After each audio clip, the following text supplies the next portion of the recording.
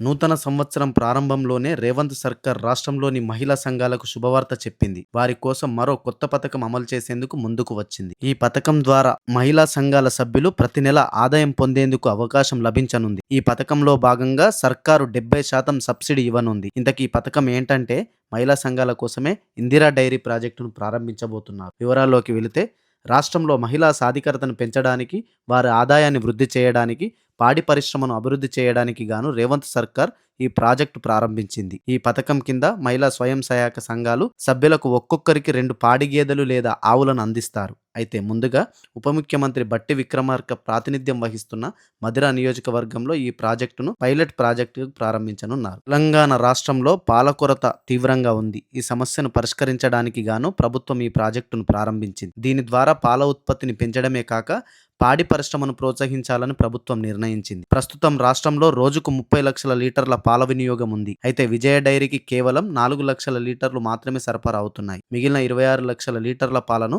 ఇతర రాష్ట్రాల నుంచి దిగుమతి చేసుకోవాల్సి వస్తుంది. ఈ క్రమంలో రాష్ట్రంలో పాడి పరిశ్రమను బలోపేతం చేయాలని తెలంగాణ పాడి పారిశ్రామిక అభివృద్ధి సామఖ్య ప్రభుత్వాన్ని కోరింది. దీనిపై సానుకూలంగా స్పందించిన ప్రభుత్వం ఇందిరా డైరీ ప్రాజెక్టుపై దృష్టి సారించింది. ఈ పథకం అమలులో భాగంగా రాష్ట్రంలోని ప్రతి మండలాన్ని 3 జోన్లుగా విభజిస్తారు. 10 గ్రామాలను కలిపి ఒక యూనిట్గా ఏర్పాటు చేస్తారు. ఒక్కో మహిళా స్వయం సహాయక సంఘ సభ్యురాలికి రూపాయలు 2 లక్షల యూనిట్ ధరతో 2 పాడి గేదెలు, ఆవులను అందజేస్తారు. ఈ 2 లక్షల రూపాయల్లో రాష్ట్ర ప్రభుత్వం 70% సబ్సిడీగా అనగా 1,40,000 రూపాయలు అందిస్తుంది. మిగిలిన 30% అంటే 60,000 లబ్ధిదారులు వాటాల వారీగా బ్యాంకులకు రుణంగా మంజూరు చేస్తారు. ఈ పథకంలో భాగంగా పశువులకు కావలసిన దానా, గడ్డి బాధ్యతను స్థానిక యువతీ యువకులు అప్పగించాలని ప్రభుత్వం భావిస్తోంది. దీనివల్ల వారికి ఉపాధి కల్పించినట్లు అవుతుంది.